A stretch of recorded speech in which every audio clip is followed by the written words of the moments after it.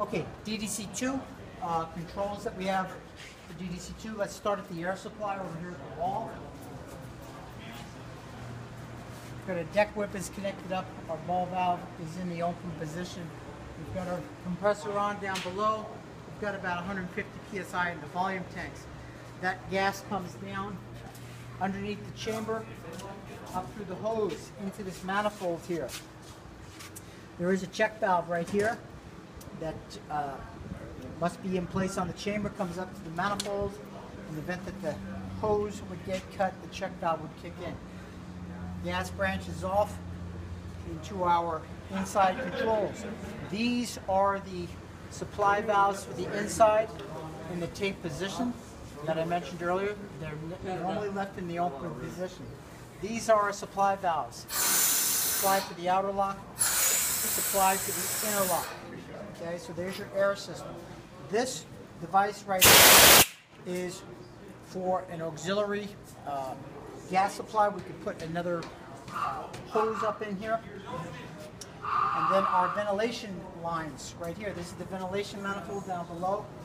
Inner lock vent valve, quarter turn, outer lock vent valve. These are the valves that you're going to be using mostly.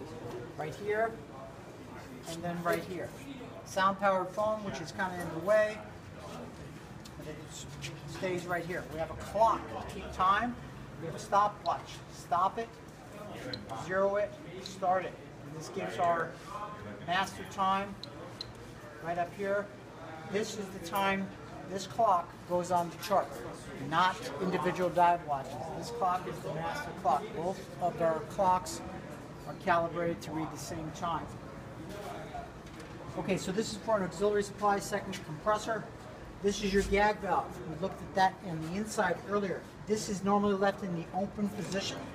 This is simply a pressure relief valve, set at about 150 psi, depending upon the rating of the chamber.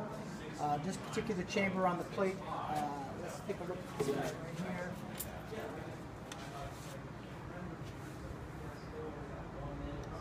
This is a 100 psi chamber right here, so that's going to be able to take us down to 200 feet. Okay, so this is your ASME plate. These boxes right here are for your lights. They control your fiber optic elements. The fiber optic elements are just simply boxes that are powered from the outside. Come on over here and I'll show you what I'm talking about.